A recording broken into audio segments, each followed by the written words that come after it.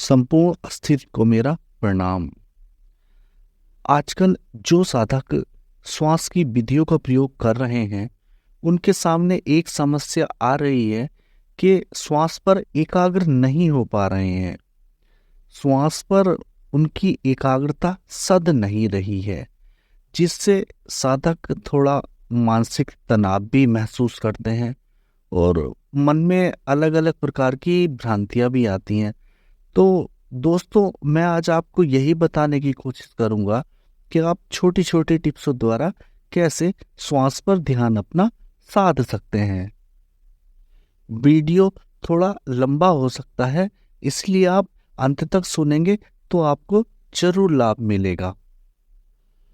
साधक मित्रों, जब हम ध्यान करने बैठते हैं तो हमें पता नहीं होता है कि शरीर का महत्व क्या है और हमें शरीर के पार जाना है। तो जब भी कोई ऐसा साधक ध्यान करने बैठता है तो उसे बेसिक स्टेप नहीं पता होते हैं। जब आप ध्यान करने बैठते हैं तो आपकी श्वास उसी अवस्था में चलती है जिस अवस्था में आप साधारण जीवन यापन करते हैं। आप चलते फिरते हैं, उठते बैठते हैं, उसी अवस्था में श्वास का उपक्रम भी चलता है जो थोड़ा तेज होता है और जिसे पकड़ना थोड़ा मुश्किल होता है। मैं आपसे बार बार कहता हूं कि आप शरीर को शून्य करने की कला सीख लीजिए। अगर आपने इस कला को सीख लिया तो आपका आधा काम तो वैसे ही हल हो गया। समझो आपने 50% ध्यान में सफलता पा ली। और जिन साधकों को ये नहीं पता है तो वो मेरे चैनल पर जाकर शरीर के अंगों का चक्रों से संबंध इस प्लेलिस्ट को सुन सकते हैं और उसमें एक गाइडेड मेडिटेशन भी है 45 मिनट का, उसे कर सकते हैं। उसमें मैंने पूरी प्रक्रिया बताई है कि आप कैसे शरीर से अलग हो सकते हैं। तो दोस्तों, सबसे पहली बात तो है आपकी श्वास तेज चलना। देखिए, श्वास तेज चलने के कारण आप श्वास को पकड़ नहीं पाते हैं क्योंकि आदत नहीं है। अब इसमें आपको करना क्या है? देखिए, आप ऐसा नहीं है कि विपश्यना करते हैं तो सिर्फ ध्यान के समय ही विपश्यना करें, क्योंकि श्वास को पकड़ना काफी मुश्किल काम है। श्वास बहुत प्रकार से पकड़ी जाती है। अधिकांश साधक जो होते हैं वो श्वास को पूरा ही पकड़ने की कोशिश करते हैं कि श्वास मुंह से, नाक से श्वास अंदर गई और फिर नीचे तक गई और इसी प्रकार फिर बाहर आई। तो इस प्रक्रिया में जब नए साधक श्वास को पकड़ने की कोशिश करते हैं तो श्वास उनकी पकड़ में नहीं आती है। तो इसमें जो भी नए साधक हैं वो इस प्रकार से करें कि बस जो नाक का अग्रभाग है, जहां से श्वास घुसती है, उसको पकड़ें। जैसे ही श्वास नाक के अग्रभाग से घुसी, बस उसको सचेत होकर देखें और बाकी भीतर कहाँ जा रही है उसे जाने दें। ऐसे ही जब श्वास वापिस निकले नाक के सुरों से तो तब ध्यान दें कि श्वास बाहर निकल रही है। तो श्वास की लंबी प्रक्रिया को छोड़ें। जो भी ऐसे साधक हैं और नहीं पकड़ पाते हैं श्वास को, तो वो यही करें। जैसे श्वास नाक से भीतर घुसी, उसको सजगता से देखें। श्वास नाक से बाहर निकली, उसको सजगता से देखें। तो जब आप इस उपक्रम को दोहराएंगे तो जो फिर श्वास का लंबा उपक्रम है उसे भी आप आसानी से पकड़ पाएंगे। जैसे श्वास नाक से घुसती है, फिर थोड़ा ऊपर चढ़ती है, फिर मुंह में जाती है, फिर गले में आती है, फिर नीचे आती है, फिर पेट तक आती है, बल्कि पेट से भी नीचे तक जाती है। तो जो आप पूरी गहराई के साथ श्वास को देखने लगेंगे। साधक मित्रों, इसमें आपको एक काम और भी करना है। आपको दिन में जब भी आप फुर्सत के समय में बैठे हो, ध्यान की अवस्था में मत बैठिए, कोई जरूरी नहीं है। लेकिन आप श्वास देखिए, श्वास चल कैसे रही है। दोस्तों, श्वास की ही विधि में एकमात्र ये खासियत है कि ये साक्षी भाव को बहुत जल्दी बाहर लेके आती है। हम साक्षी भाव में बहुत जल्दी जाते हैं श्वास की विधि से, क्योंकि श्वास की विधि हमें जल्दी ये एहसास करा देती है कि हम अलग हैं और शरीर अलग है। तो जब आप श्वास की विधि को लगातार करेंगे तो धीरे धीरे इस पे आपकी पकड़ मजबूत होगी। आपको करना यही है कि आप नाक से श्वास जाए तो बस वहीं पर ध्यान दीजिए। उसके बाद जब वापस निकले तो फिर नाक के बाहरी हिस्से पर ध्यान रखेंगे श्वास निकल रही है। तो जब इस अभ्यास को आप करेंगे तो जल्दी ही आप श्वास की पूरी लयबद्धता को पकड़ना शुरू कर देंगे। तो आप जब दिन में मान लीजिए कोई काम करते हैं, आप शॉप पे बैठते हैं, आप नौकरी करते हैं या आप चलते हैं, देखिए श्वास ऐसा तो है नहीं कि आप अलग कर सकते हैं अपने आप से, श्वास तो चलती ही है। अब आप दिन में भी कोशिश कीजिए, बिना ध्यान में बैठे कोशिश कीजिए, तो ऐसा नहीं है कि आपको आनंद नहीं आएगा।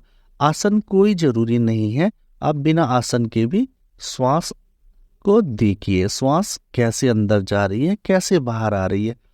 इस अभ्यास को आप बढ़ाएंगे तो आप श्वास की लयबद्धता को पकड़ पाएंगे। आप सबको विशेष स्मरण ये और रखना है कि आपको श्वास जब दिन में लेनी है तो वो गहरी लेनी है, धीमी लेनी है और गहरी लेनी है। श्वास आपके बिल्कुल ऐसा पेट से नीचे जननांग के पास तक जाए, क्योंकि आप जब गहरे ध्यान में जाने लगेंगे और आपको श्वास की प्रक्रिया का पता लगने लगेगा तो मित्रों श्वास जो है बिल्कुल जननांग के पास तक जाती है, बिल्कुल आखिरी हिस्से तक श्वास चली जाती है। लेकिन हमारा जीवन इतना व्यस्त हो गया है कि आप जानते ही हैं समय के अनुरूप श्वास बदलती है। जैसे कोई दौड़ने का काम करते हैं तो श्वास तेज चलती है, इसी प्रकार से मैं ज़्यादा विस्तार में नहीं जाऊंगा, श्वास की प्रक्रिया बदलती रहती है। तो आपको करना यही है कि शांत होकर बैठना है, जैसे भी बैठ जाइए कोई फर्क नहीं पड़ता है। तो आप बस श्वास को देखें और गहरा लेने की कोशिश करें। जब आप श्वास को गहरा लेने की कोशिश करेंगे तो जब आप ध्यान में बैठेंगे ना तो श्वास को पकड़ने में आसानी होगी। फिर धीरे धीरे देखिए श्वास को पकड़ने के बहुत सारे उपक्रम हैं।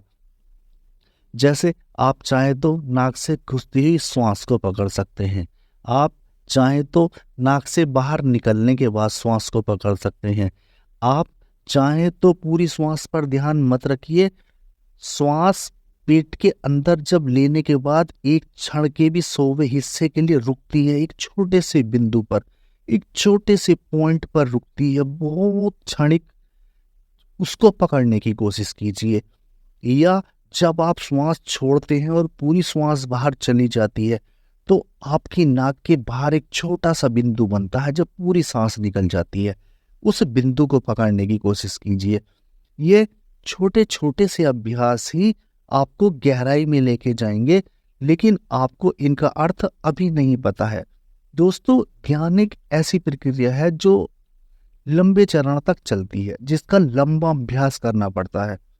आप देखिए अगर गहराई के साथ और तन्मयता के साथ अभ्यास ज्यादा करते हैं तब तो सब कुछ आसान हो ही जाता है। लेकिन आप में कुछ लोग ऐसे हैं जो दिन में सिर्फ आधा घंटा या 1 घंटा ही ध्यान करते हैं समय मिलने पर, तो उनके लिए थोड़ी मुश्किल बनती है।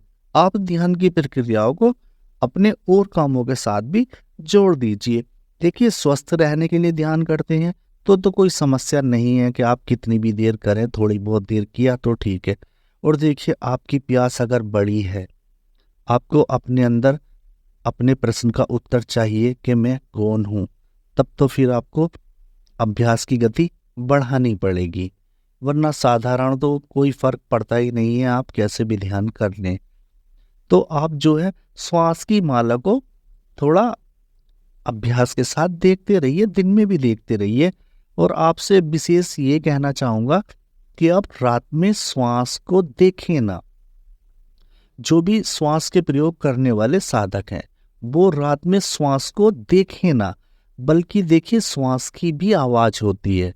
श्वास अगर आपको श्वास की आवाज सुननी है तो आप एक शांत कमरे में लेट जाइए और अपने दोनों कान बंद कर लीजिए, तब आप देखिए श्वास की कितनी तेज आवाज होती है। तो मेरे कहने का तात्पर्य है आप रात में श्वास को देखें ना, रात में श्वास की आवाज को सुने। तो उससे क्या होगा, आप उस श्वास से भी जुड़ेंगे, आपके आसपास जो प्रकृति की आवाज हो रही है आप उससे भी जुड़ेंगे। तो इसके कारण आपके लिए एक नाद की श्रृंखला जो है वो भी खुलनी शुरू होगी, जिसमें आपको अनेक प्रकार की नाद की भी आवाज सुनाई दे सकती है अगर आप इसमें ज्यादा गहराई के साथ जाने लगेंगे। मित्रों, मैं जानता हूं जब व्यक्ति सफल नहीं होता है और असफलता होती है तो वो हताश होता है, वो हारता है, उसका मन करता है कि मैं सब कुछ छोड़ दूं। लेकिन हम देखिए कुछ व्यक्तियों की अपनी अलग अलग व्यक्तित्व होता है। एक व्यक्ति वो होता है जो हार के बैठ जाता है, और एक व्यक्ति वो होता है जो हारने के बाद दुगनी रफ्तार से हमला करता है। तो आप समझ ही रहे हैं मैं क्या कहना चाह रहा हूं।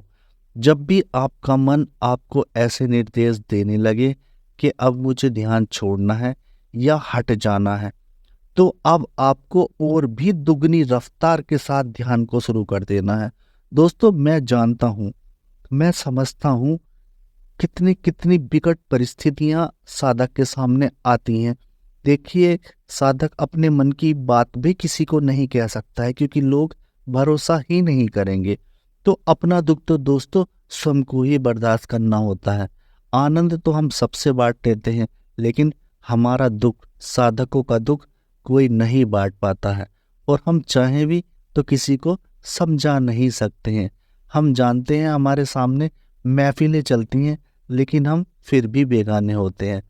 लेकिन दोस्तों, एक स्थिति ऐसी भी आती है जब सारी महफिलें हमारे भीतर ही चलती हैं, और बिना महफिलों के भी हमारे भीतर महफिलें सजती हैं। तो मित्रों, मेरा कहना यही है, हताशा का दामन छोड़िए और आप लगे रहिए। देखिए, फर्क तो कुछ भी नहीं पड़ने वाला है, मरना तो वैसे भी है, और अगर थोड़ा ध्यान करके मर भी गए तो फर्क क्या पड़ता है, वैसे भी तो मरेंगे। तो ज्यादा सोचना क्या है। अगर दिन में 1-2 घंटा 3-4 घंटा निकाल भी लिया तो क्या फर्क पड़ता है, वैसे भी तो हम करते क्या है, इधर उधर के काम ही तो करते हैं, फालतू के काम ही तो करते हैं। और क्या पता हमारा समय का अभ्यास बढ़ाने से हमारे भीतर की गति की रफ्तार दुगनी हो जाए, और ऐसी बात तो है नहीं। देखिए, मैं अक्सर एक मुहावरा सुनता था लोगों से कि भगवान के घर देर है अंधेर नहीं है। कहने का सार हुआ कि अगर कोई बुरा करता है तो उसे सजा जरूर मिलती है, चाहे अभी ना मिले लेकिन देर में मिलेगी। लेकिन अब मैंने अपने अनुभव से ये जाना है कि ये मुहावरा निरर्थक हो गया है, और अब का जो मुहावरा है वो ये है कि भगवान के घर ना तो देर है और ना अंधेर है, बिल्कुल तत्काल में ही मिलता है। जो भी मिलता है प्रत्यक्ष में ही मिलता है, और बहुत जल्दी मिलता है। इसीलिए मैं आपसे भी कहना चाहूंगा, आप बस लगे रहिए। ये मन है, मन को खेलने दीजिए, इसका काम है खेलना। आप बस अड़े रहिए, आप जैसे जिद्दी होकर अड़े रहिए। मुझे तो ध्यान ही करना है, मुझे तो ध्यान ही करना है, मैं जानता ही नहीं हूं इसके पार क्या है। तो समझो आपकी जीत निश्चित है। मेरा मोटिवेशन आपके लिए कारगर सिद्ध हो, मैं तो भगवान से यही प्रार्थना करूंगा। अंत में संपूर्ण अस्तित्व को मेरा प्रणाम।